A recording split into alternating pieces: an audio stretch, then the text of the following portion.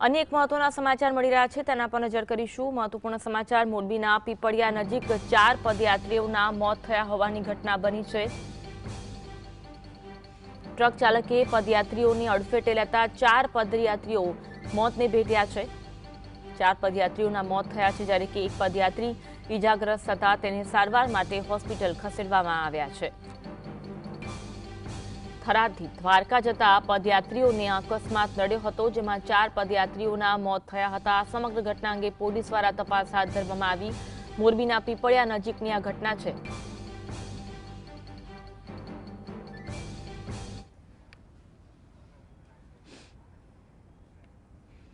આજ અંગે વધુ વાત કરીશું। સંવાદદાતા રવિ અમારી સાથે લાઈવ જોડાયા છે। રવિ, પદયાત્રીઓના મોત થયા છે, 4 જેટલા પદયાત્રીઓના મોત થયા છે, પોલીસ દ્વારા કાર્યવાહી થઈ રહી છે, ઘટના અંગે માહિતી આપશો।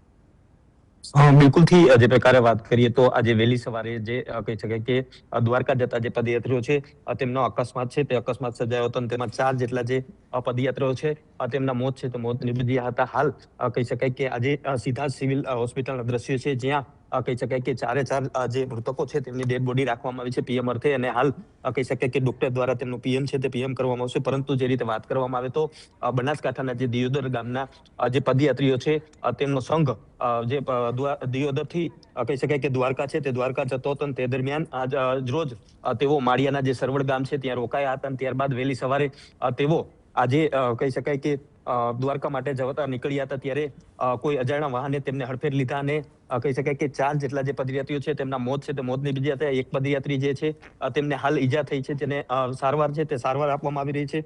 પરંતુ આજે અકસ્માતના કારણે જે માળિયા હાઈવે જે છે કોસ્ટલ હાઈવે ત્યાં એરારાટી છે તે મચી ગઈ હતી। હાલ કહી શકાય કે આ 4 જે મૃતકો છે ચૌધરી દિલીપભાઈ રૈયાભાઈ જે 28 વર્ષના છે, ચૌધરી હાર્દિકભાઈ મલ્લાભાઈ જે 28 વર્ષના છે, ચૌધરી ભગવાનજીભાઈ લાલભાઈ જે 65 વર્ષના છે અને ચૌધરી જે અજયભાઈ લાલાભાઈ જે 62 વર્ષના છે તેમના મોત છે તે મોત નિપજે છે। અન્ય એક વ્યક્તિ છે તેમને ખાનગી હોસ્પિટલમાં સારવાર અર્થે છે ખસેડવામાં આવ્યું છે। હાલ તો જે પરિવાર છે તે પરિવારમાં શોકની લાગણી છે તે જોવા મળી રહી છે। ધારાસભ્ય દુલભજી દેથરિયા છે તે પણ જે ઘટનાની જાણ થતા સિવિલ હોસ્પિટલે છે તે અત્યારે પહોંચ્યા છે અને તેઓ પણ જે મૃતક છે જે મૃતકના પરિવારજનો છે તેમને સાંત્વના છે તે આપી રહ્યા છે। સાથે સાથે જે પ્રકારે વાત કરવામાં આવે તો વહેલી સવારે જે અકસ્માતની ઘટનાના કારણે એક હાઈવે ઉપર એરારાટી છે તે મચી ગઈ હતી અને હાલ કહી શકાય કે અત્યારે જે સિવિલ હોસ્પિટલ ખાતે તેમની સાથે જે અન્ય પદયાત્રીઓ હતા તે પણ અત્યારે પહોંચ્યા છે અને હાલ કહી શકાય કે આજે મોરબી સિવિલ હોસ્પિટલ છે ત્યાં મૃતકો જે છે તેમનો પીએમ છે તે પીએમ કરવામાં આવી રહ્યો છે।